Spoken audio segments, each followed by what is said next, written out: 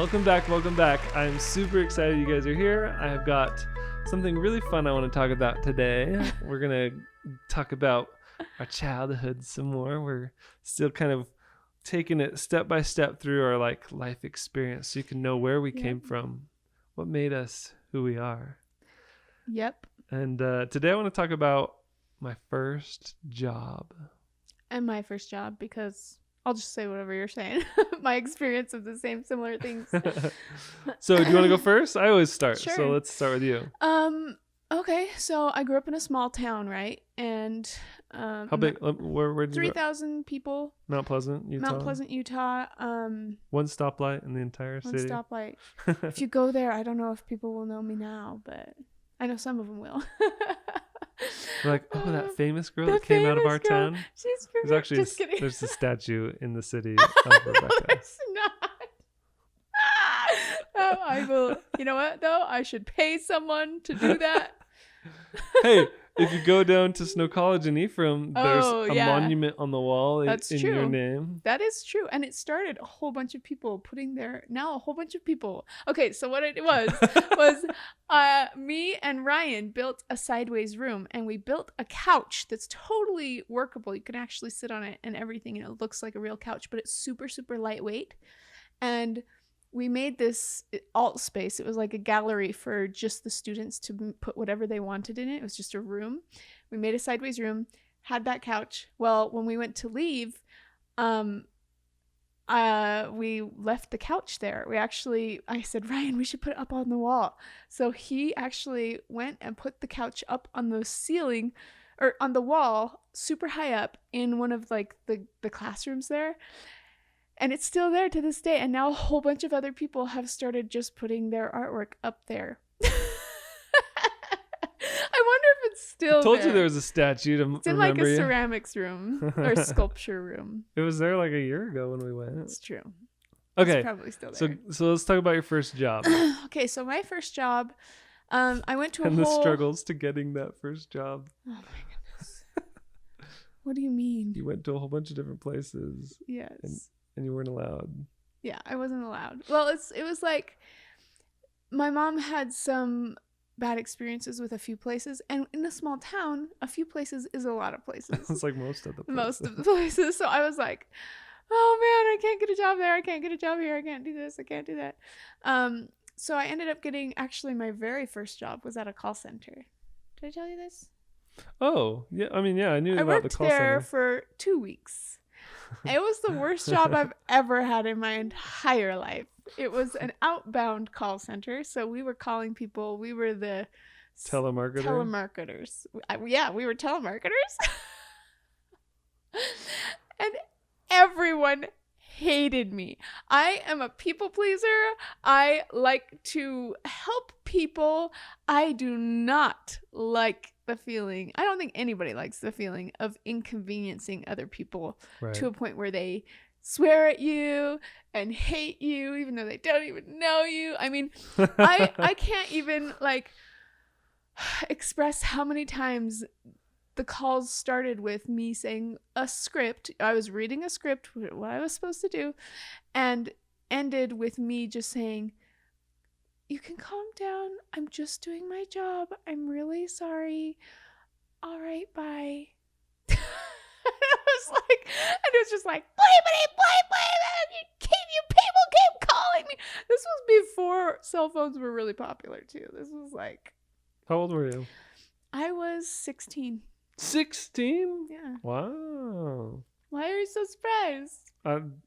You weren't even an adult yet. No. I guess that does make sense though. You're 16 years old. Where was this at? This was in Ephraim. So how did you get anymore. to Ephraim for 2 weeks to work I had a car. Okay. I had a car. Okay. Actually, Andrew left on his mission and he had a Subaru Justy. I still love that car. I think it had a heater. Maybe. It was very much falling apart. I think it had a heater. But it was like one of those Was it during the summer that you worked there? I think so. Okay. I think it was. But that car was so junky, but it ran. So I was so happy because I just had a car. And it was Andrew's car. So when he came back home off of his mission, a 2-year mission for the Church of Jesus Christ of Latter-day Saints. He took it back and then I didn't have it anymore. But I loved that car and I had so much fun with my friends riding in that tiny little car. It was a stick shift. That's how I learned to drive, was on a stick shift. Anyways, that job was an absolute horrible job. I quit after 2 weeks. I pretty much gave my 2 weeks notice the first day. You're like, I can't do this. I don't even know if I finished. How much training did they give you? Oh, it was maybe 1 day of training. And then you were on the phones? And the people, every single person there hated their job. No one liked it. But they're just like, it's either this or a turkey farm. Yeah, really. And they, didn't get, I don't know. It was really rough. And I still think I know people that work at call centers down there and I feel sorry for them. Like, I worked at a call center down there. Yeah, you did. When we were dating. Yeah. I think it was once we were engaged actually because you didn't have a job while we were dating. I wasn't going to get a job until you said yes. You're like, I'm not going to take care of myself until you say you'll marry me. Because if you were going to marry me, I'm leaving. Don't need to put down roots. That's true. So that was my official first job. So Whew. I remember when it was rough. Yeah, that is rough. I remember being a teenager and I didn't have a car. I don't even think I had a driver's license yet, but I wanted to get a job. When did you get your driver's license? I think I was 15 I think I was 16 when I got my driver's license. You were like one of the people that waits for a while? No, I didn't wait at all. I was like, give me no driver. I did too. I was like, I need freedom. But I wanted to get a job really, really bad just because I wanted money. And it was nice getting out of the house, sometimes. Well, homeschool, of course it's nice getting out of the house. So I asked my mom if I could get a job and I convinced her that it was a good idea. And I told her that I would just ride my bike to work. And here I am thinking your mom's attitude was probably, I'm okay with him getting a job from the very beginning, but he needs to convince me so he's ready. He's more like convincing himself. I think she liked having me around because she liked all the help that I gave at home. So it's like I really had to like push her to get her to say, yes, fine, you can go get a job. That means I have to hire somebody else to take care of all the kids. Like me being gone from home, and you'll see this as I tell you a little bit more of the story later on, is like me being home was a huge help to her. And so if I was gone for any period of time, it made it harder. Anyway, that's besides the point. Well, there were how many kids underneath you? Matthew, Marshall, Johnny, Jessica, Juliana, Ryan. I think it was just Juliana was the youngest at this point in 2000. So I was 14, 15, something like that when I got my first job, because no one's going to hire you if you're not at least, I think 15 or 16 is like the youngest you could get a job. I think I remember 14 is like the real, like, without breaking laws, you can be hired at 14 in some places. Yeah. But it's like they have all these rules, like you can't work for longer than this amount of time. Right. And like, yeah, exactly. Yeah. So I applied for a job at Burger King, and I was like really nervous, but I like dressed up nice, and I was just like, I want to get a job here. That makes me like, I wish I could see that. Why weren't you vlogging back then? And I would love to see like a little you going in all dressed up like nervous to get a job at Burger King. I was scary. It is terrifying. Burger King would have been like terrifying for me too. Even now I'm terrified of Burger King. But no, I went in there, I got an application, I came home, filled it out, took it back in, had an interview, and they offered me the job right away. I don't remember if there was any delay or they're like, okay, when can you start? You are such a good businessman. And I remember them asking if I had a reliable source of transportation. And I remember saying, I'm just going to bike to work. And so I'll be here. And they were like, okay, all right. I guess if you commit to that. So I remember riding my bike, and it was like 6.5 miles each way to get to work. So I'd ride my bike for 45 minutes just to get to work. And then I'd work for however long. And then I'd ride my bike home. And I worked there. What time of year was that? It was in the springtime. Okay. So probably Not like too hot April. Yet. Yeah, it was hot. No, it's hot in April. It's hot in Yeah, February. that's true. But I remember when I first got started working there, I was like the janitor, so I'd have to like scrub all the bathrooms. I had to clean up the tables. Like I got all the dirty work that nobody else wanted to do. I had to wash the dishes. And then after I was there for a couple weeks, then I started working the specialty board. So I would make like the chicken sandwiches and the fish sandwiches and the French fries and the nuggets. That was my place that I worked for like a month. And then they started training me to be like a cashier, but I think I just wasn't getting it. I like failed miserably, and so like get back in the back. You're not very good at that. I wasn't picking it up, I think, and so I was just keeping on working that. But it was a good job. Like I liked working there. It was minimum wage, but it was like I was getting a paycheck. I was feeling like productive. I think they liked having people to work during the morning shift because it's like the afternoon's easy. They had a whole bunch of youth, like kids, kids after school. People were available. Working in the evening, but they always put me in the morning because I was homeschooled. So I was working with all the older people, the adults, right? I wonder what type of a different experience you would have had if you were, I do remember the manager during the day shift was a lot more like strict, and the manager during the night shift was like really cool guy. Because there was a couple times where I worked into the evening shift a little bit, and the new manager came in, and he always was like, "Hey, take a break. Go. You get a free meal, free lunch, or whatever on your lunch break." So I'd get like a chicken sandwich and a strawberry smoothie.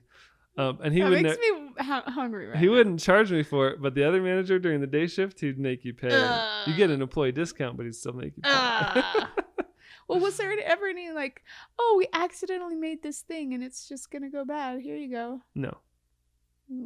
That's right. At least not during the day shift. I think the night shift is a lot more like the fun shift. Yeah. Like everybody's just like high school students, and they had a cooler manager. But then the adult shift in the morning was like, everyone was like, I hate my job. Like I'm working at Burger King and I'm in my 20s. Yeah. Like, that just sucks, Yeah.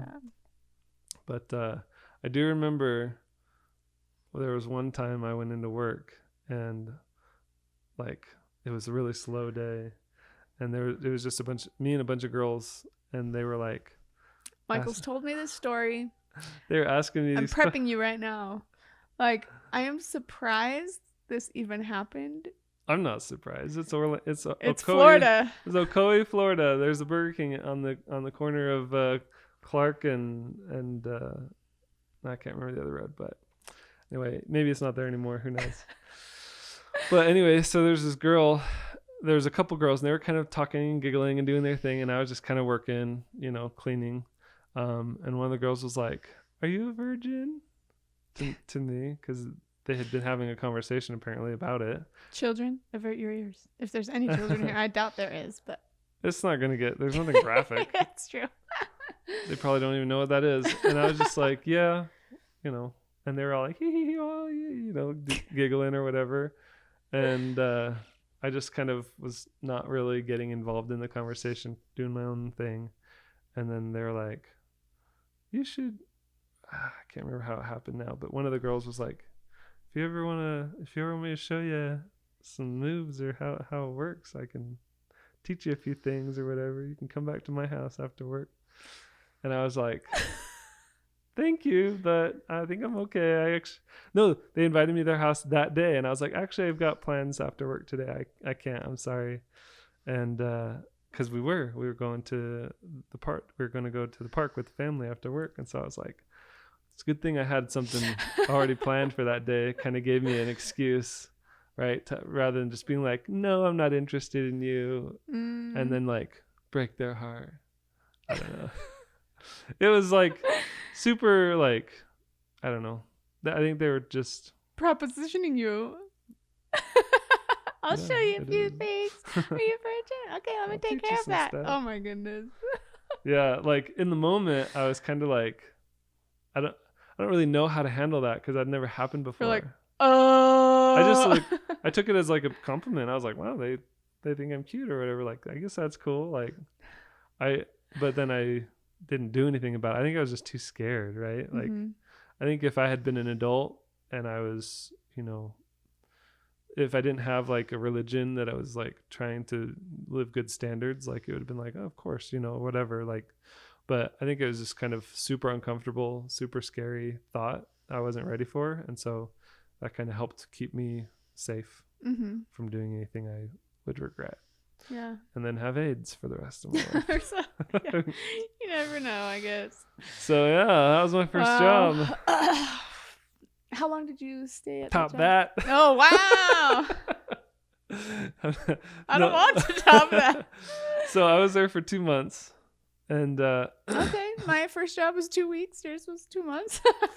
So it was actually funny the way that I lost that job was my family was going to Oregon for a month or a couple weeks.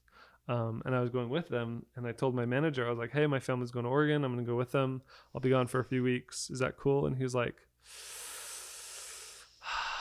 maybe you could stay here, you know, and I don't offer this very much, but if you want to stay on my couch and you need a place to stay, you can stay in my house, but I need you to keep working.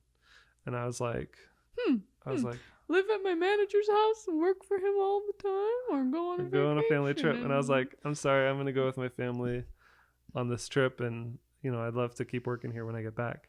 And he was like, okay, you know, I guess we'll see what happens. And so I went to Oregon.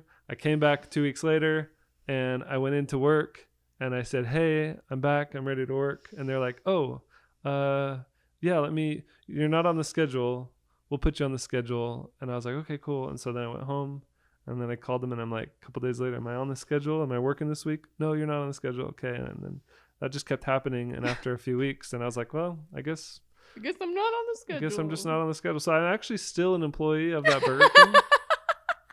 I'm just never on the schedule. You are the most successful Burger King employee to date. Yeah, that was kind of funny. That's hilarious. So, my first like official job that I stuck with for a long time was actually ended up being at a hardware store, and it was in town. It was once I think Andrew was still gone, so I had a car. Was this like immediately after you quit the other job? You're like, I need another job. I don't think so. Or you're like, taking a break from working for a while. I feel like no, but maybe it was. So, okay, this might be right, it might be wrong, but in my mind, I'm thinking that I started that job. I went for 2 weeks. I gave up. Then it was like, oh, school's coming, and I don't really want to have a job during school, so I'm just not even going to do it. And then I think I started going on dates with people, and I didn't need money so much because they always paid for me. And I was on dates, like I went on a lot of dates my junior year. So I was like 17. But then my guy that I was dating went on a mission, and I was like, dang it, I don't have any money. Wait, this was after you left on a mission that you got a job? Yeah. Oh, wow. I'm pretty sure. That was like just months. That was like a year before I met you then. Yeah. Okay. I think so. So, because I'm pretty sure it was my senior year that I was like, okay, I really need a job. I want to have my own clothes. That would mean you were 18. Mm-hmm. Okay. Yeah. So I'm pretty sure. I would be surprised if it was my junior year. Anyways, I'm just gonna say it was my senior year. And I worked there with one of my best friends, and she came in, I think only on Wednesdays though, because it was like restocking day or whatever, which I actually really enjoyed. I always enjoy that. It felt like a treasure hunt to me because it said like, okay, this goes on where was this this row, where did this you work shelf. At? Where was it? It was Horseshoe Mountain Hardware. So you worked at a hardware store. In a hardware store. There was one thing that I really did not like about that job, and it was, even if I knew things, like what something was that somebody was talking about or looking for, the men that came in always wanted to talk to a man, and they didn't believe me if I told them anything. If I went to a hardware store and I see an 18-year-old girl who like, I'm not gonna say I wasn't it. like, Of course you were. I was not. Especially at that job, I wasn't. You were like, if you had like overalls and like flannel, then they might be like, okay, I can trust this girl. She's too cute. She must not know anything. She put in some hours. Wow. Wow. Wow. Rude. You are rude. You're really cute. No, but really, I was. So the guys wouldn't ask you. They would ask. Well, it was more than just like, it wasn't like, oh, I'm standing right next to a man and he looks like he knows everything and I look like an 18-year-old flirty girl, whatever. Like, it wasn't like we were standing right next to each other and they would ask that guy. I mean, that would happen too, but most of the time it was like, I'm the only one at the register and they could ask me that question, but they're like, can you please get somebody else to come? I have a question for them. And I'm like, they wouldn't even ask you. I was like, what's your question? And they're like, ugh. And then they'd ask me and I'd be like, oh, it's right over there. And they're like, oh, like, it was just like, it was rude. I was like, can't you just ask me? Like, I had worked there, I think for like, I want to say a year at least. Wow. That's a long time. I did. I worked there for a long time. And even into going to college, I think for a little while, I was coming back on Wednesdays to restock the shelves. Just like still work there a little bit. So I don't know. It was interesting. I was really frustrated by the feeling that no one trusted me when if I knew. And sometimes I didn't know things, so I can see why they were like, oh, I just want to talk to somebody who knows what they're doing all the time. But it was still rude when I did know something and they like completely disregard. Oh, rude. Can you tell I have baggage? You gotta let it go, babe. I know, that's true.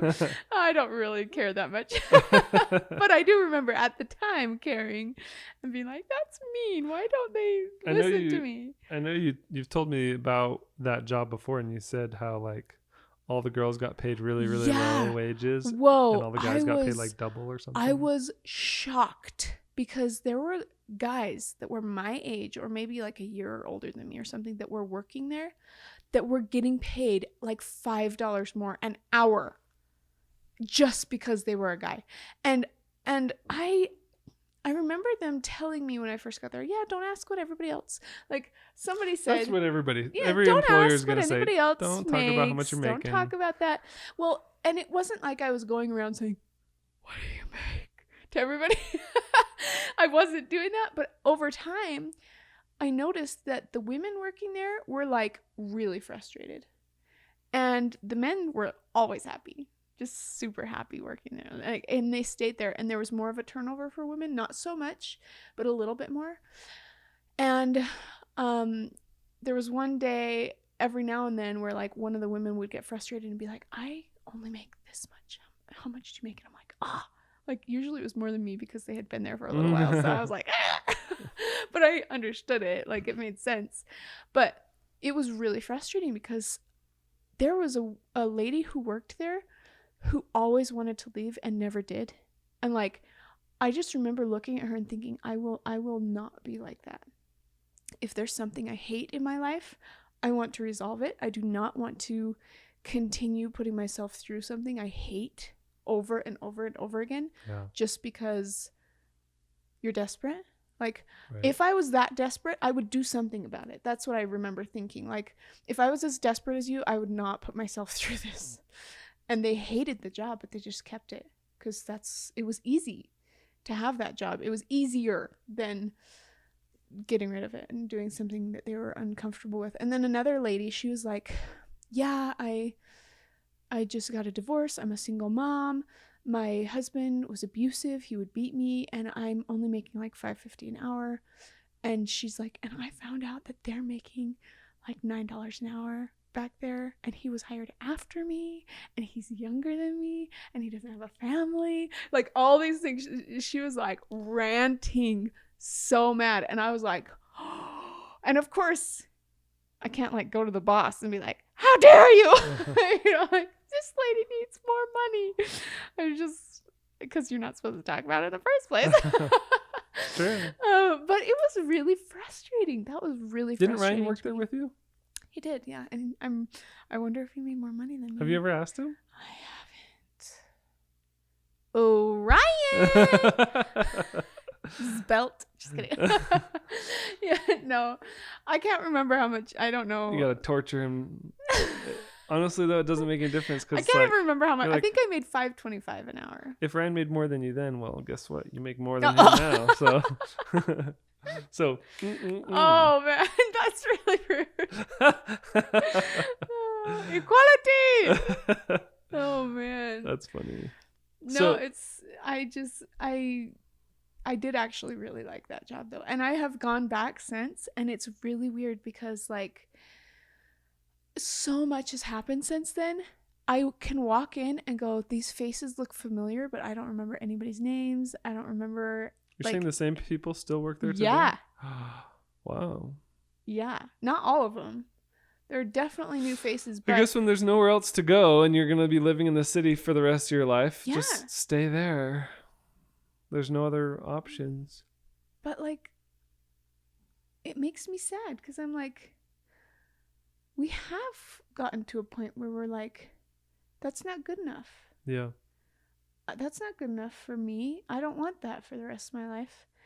And it kind of makes me sad just to think that there are so many people in this world that will never get to that point of being fed up enough to leave. Yeah. And just put up with horrible situations and circumstances. Like that makes me really sad.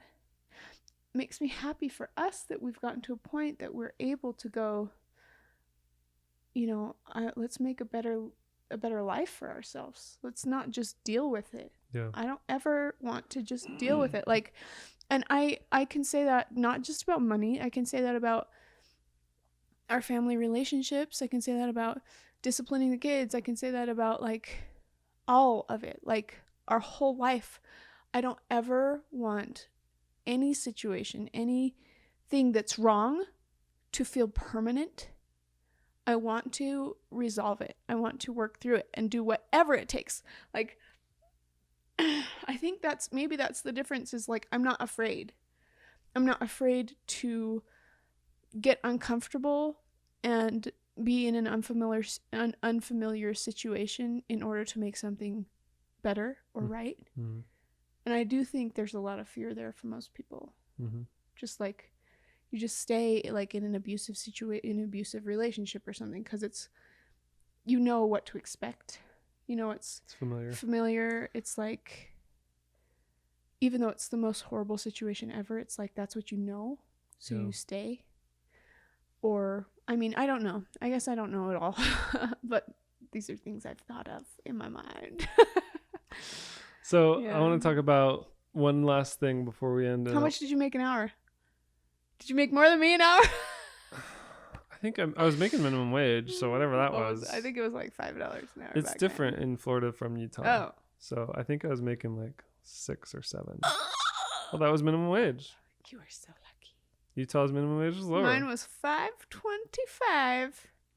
That was but back in the Stone Age. But it was amazing when I first started getting paychecks. I do remember that, thinking like the first week or so, or it might have taken like 2 weeks to get my first paycheck or something. Mm-hmm. I just remember thinking, I hate this. This is so hard. I don't want to do it anymore. And then I got my first paycheck and I was like, I could do this. I could do this forever. Great.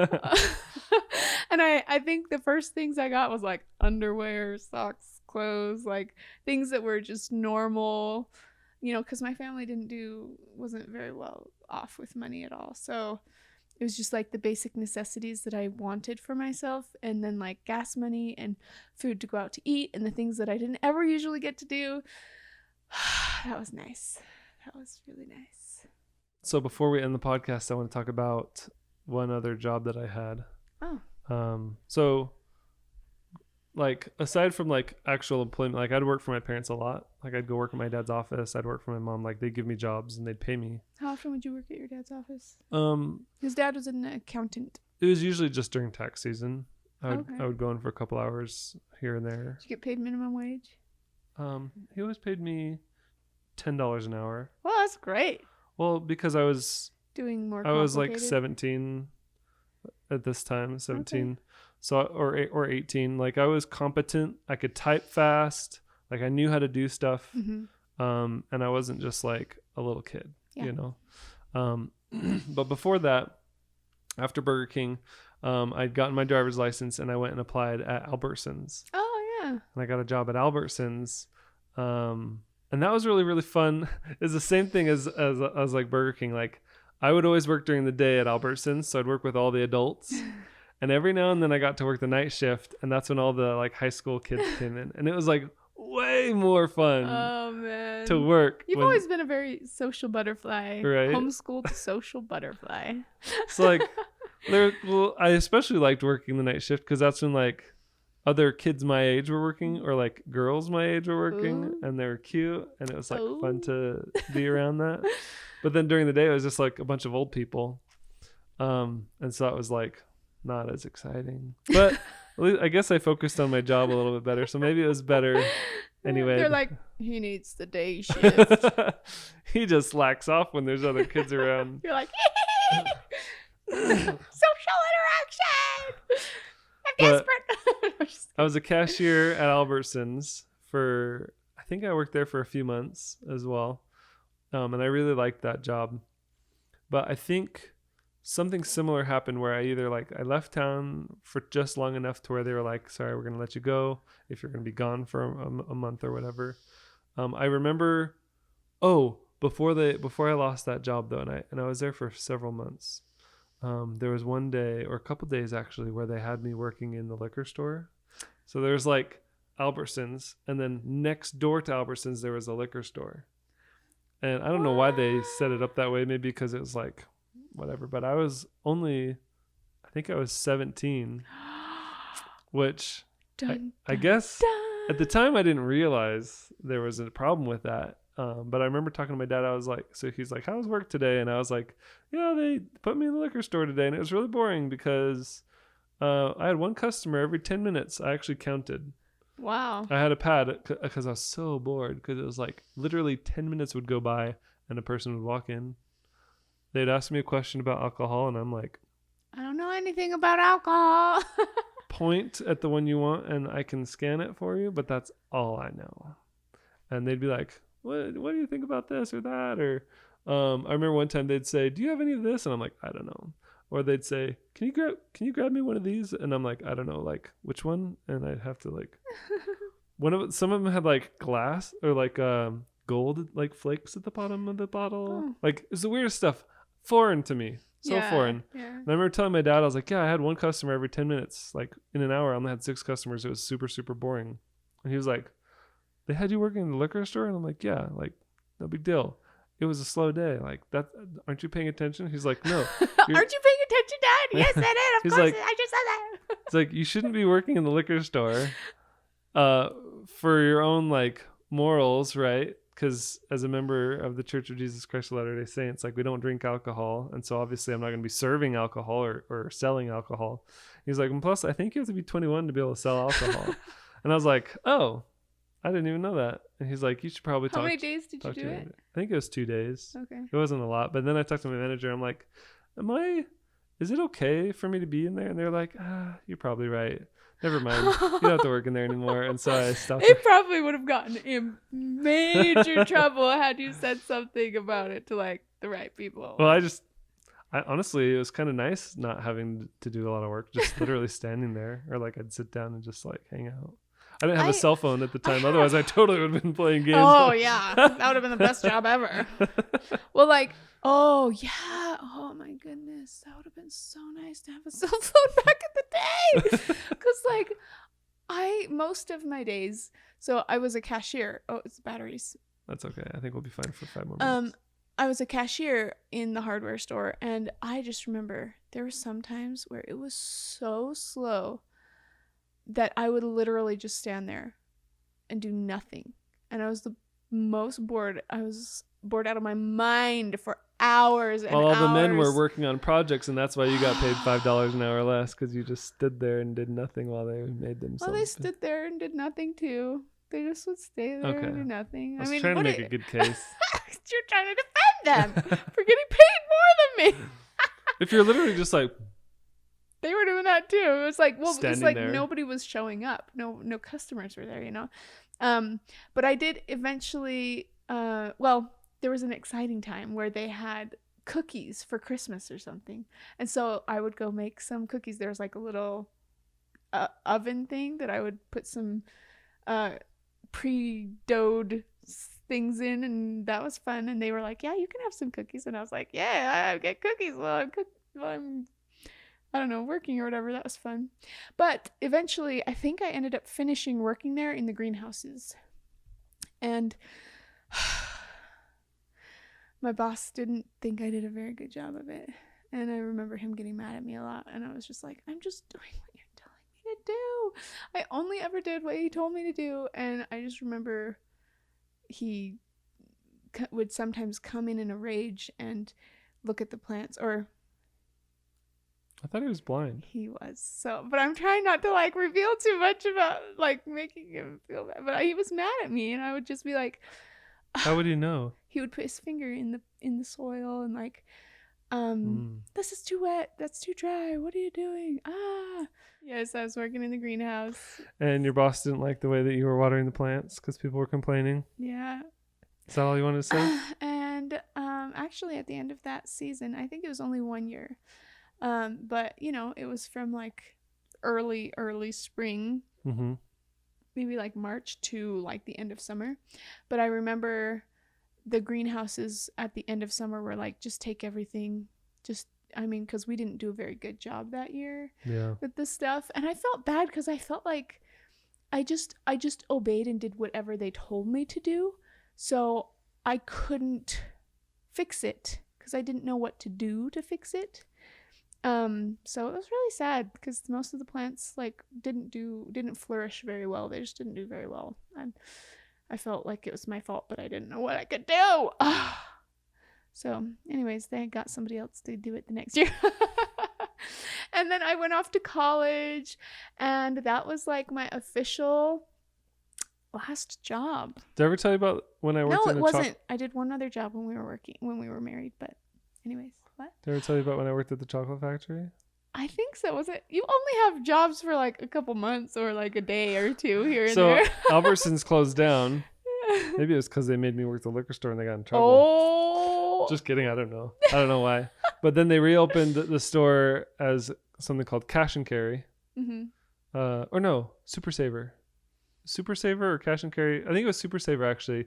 And I applied and got a job at Super Saver. Oh. Now it's actually like LA Fitness, that building, which is on the same intersection as that Burger King in Ocoee. So LA Fitness. We gotta go there and look around. Used to be Albertsons, and then it was the Super Saver, and I worked at Super Saver for a few months. But then I quit Super Saver.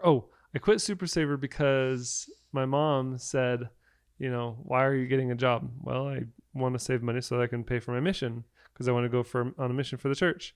And so she's like, okay, well, I'll make you a deal. You come home and work for me, and I'll pay you however much you need to go on your mission. And so I was like, okay, sweet. I'll work for my mom for a year, and all the money that she would be paying me as an employee will just go towards my mission. So that's in essence me paying for my mission. And so that's why I quit my job. And I mentioned at the beginning of this podcast that my mom liked having me at home. Oh yeah. And that was how I knew why. She didn't want me to have a job. She wanted me to work for her. Yeah. Well, she needed the help. She did. She had a lot of stuff. And it was good. It was good for me too. But actually, it was also good because it was actually hard because I was. It was hard working for my mom from home because she could literally at any moment be like, do this thing. And I couldn't say no. Or like I couldn't complain. Like when you're a kid and it's like you have responsibilities or chores, it's like, oh, I don't want to do the dishes today. But if she's like, do your job, then I'm like, I have to because she's paying me. And she would frequently remind me if I ever didn't like it. Yeah. So anyway, it's good times. It ended up working out. Good times. I worked for 2 days at a chocolate factory because somebody just needed some help. And I was like, it was like a couple of weeks or months before my mission. And I remember I just loved it. It was really fun. You should become a chocolatier. Kids would come in for like birthday parties and stuff.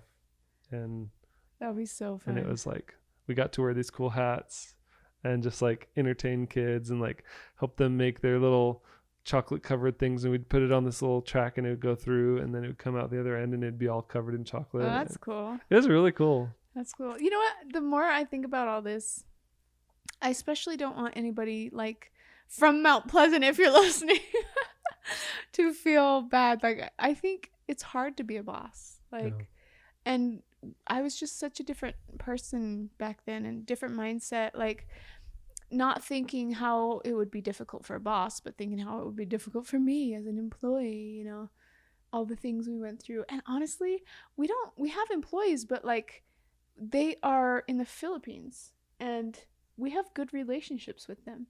And I try to, yeah. I just can't. Oh, that's true. Our end, we feel like we have good relationships. I don't know. No, as far as I can tell, I everything's think good. it's good.